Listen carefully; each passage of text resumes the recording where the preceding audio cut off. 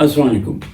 पाकिस्तान में आप सफर करना चाहते हैं तो एक जमाना तो जब कहा जाता था कि अगर सफर सस्ता और अच्छा करना है तो आप रेल का सफर कीजिए। रेल के सफर का वो ख्वाब जो कभी लोग देखा करते थे और वो पूरा भी होता था, अब वो अधूरा क्यों रह जाता है, मामलात क्या हैं, इस सब पर हम बात करेंगे। फेयर कहाँ से कहाँ चला गया, ट्रेनें क्यों लेट होती हैं, पटरी से उतर जाती हैं, ये सब मामलात क्या हैं, इस पर हम बात करेंगे। सबसे पहले आप हमारे चैनल को सब्सक्राइब कीजिएगा, बेल आइकॉन को प्रेस कीजिए, वीडियो को लाइक कीजिए और शेयर कीजिए। तकरीबन एक हफ्ते के अरसे में अगर आप देखें तो 4 ट्रेनें जो हैं वो पटरी से उतर चुकी हैं।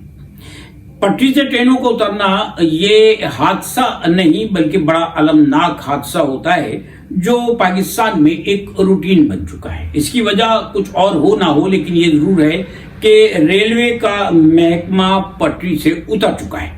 हमने ये देखा कि रेलवे के विफाकी वजीर ने भी एक्शन लेते हुए तंबीह की कि ट्रेनें जो हैं वो बहुत ज्यादा लेट हो रही हैं। इस हद तक लेट होने लगी थी ट्रेनें कि वजीर को, विफाकी वजीर साहब को तंबीह करना पड़ी और वार्निंग देना पड़ी।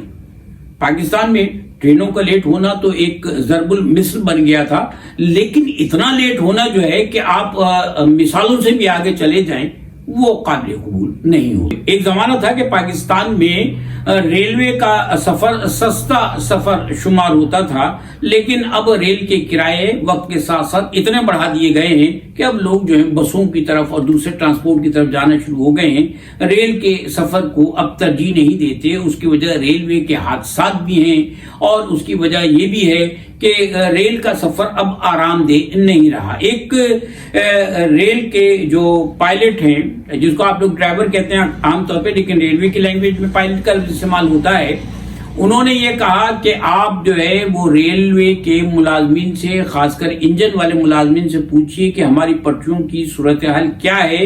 ये इतना जंप करती हैं, इतने झटके देती हैं कि जो रेलवे इंजन के मुलाजमीन हैं जो मुस्तकिल ये फराइज अंजाम दे रहे हैं, उनकी बॉडी के अंदर के पार्ट जो वो सारे हिल कर रह जाते हैं, यानी बहुत सारे कॉम्प्लिकेशंस का सबब बनती है। तो पाकिस्तान में रेलवे लाइन जो है, रेलवे की जो लाइंस हैं उन पर काम आज तक नहीं हुआ। यही वजह है कि रेल जब चलती है तो झटके बहुत ज्यादा लेती है वो आप और हम जानते हैं। ट्रेनें जो हैं वो पटरी से उतर जाती हैं, ये भी आप और हम जानते हैं। एक ट्रेन का हादसा हो जाए किसी भी नौइयत का तो फिर तमाम जो हमारा ट्रैफिक है रेलवे का वो घंटों, बाज़ औक़ात दिनों तक जो है वो सस्पेंड हो जाता है। आप और हम ये भी बहुत अच्छी तरह से जानते हैं कि आप बगैर टिकट के भी रेल में सफर कर सकते हैं, क्योंकि वहां इस तरह के लोग मौजूद होते हैं, स्टाफ के लोग यकीनन मौजूद होते हैं जो आपको फैसिलिटेट कर देते हैं और वो पैसा जो है वो रेलवे के खाते में नहीं जाता और रेल जो है, ट्रेनें जो हैं वो इसी खाते में चल रही हैं, जिसकी वजह से रेलवे के महकमे को बहुत बड़ा नुकसान है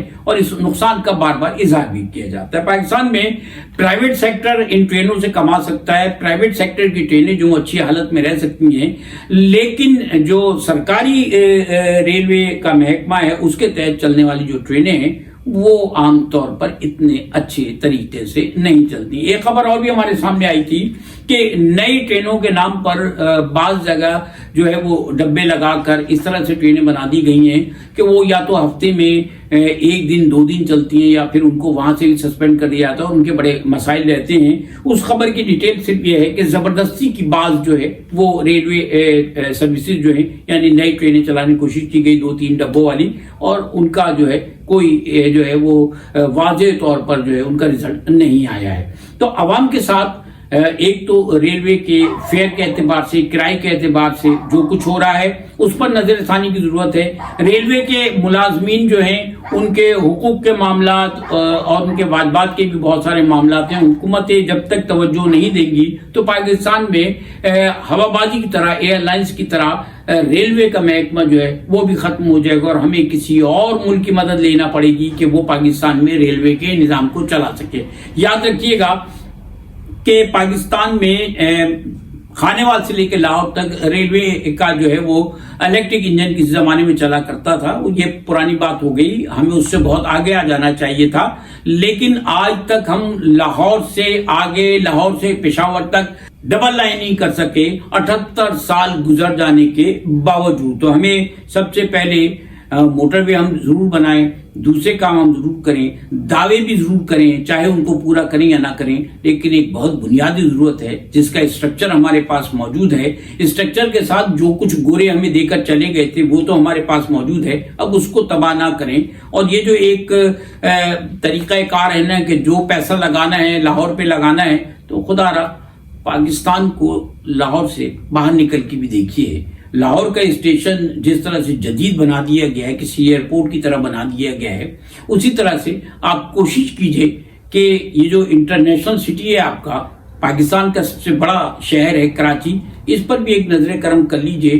اس کے لاہور جیسا نہ بنائیے، سارا پیسہ تو آپ نے لاہور پہ لگا دیا، کچھ بچا ہو تو وہ اس کے بھی پلیٹ فارم پر اسٹیشن پہ لگا دیجئے۔ لیکن بہرحال پاکستان میں بوگیاں تو بن کر چائنا سے آ جاتی ہیں، ہم خرید لیتے ہیں، انجن تو ہم خرید لیتے ہیں، لیکن شاید آج تو ان کی اوور ہالنگ جو ہے، ریلوے کی صفائی جو ہے، ریلوے کا کھانا جو ہے، جو پلیٹ فارم پر بکنے والی کھانے پینے کی اشیاء ہیں، ان سب پر آج تک کسی کی نظر نہیں گئی۔ اس لیے نہیں گئی کہ یا تو کسی نے اپنی ضرورت کو محسوس نہیں کیا، یا پھر کوئی اپنی جیب کو ہلکا نہیں کرنا چاہتا۔ ہر شخص چاہتا ہے کہ وہ اپنی جیبیں بھرے اور لوگوں کو موت کے منہ میں دھکیل کر چلا جائے۔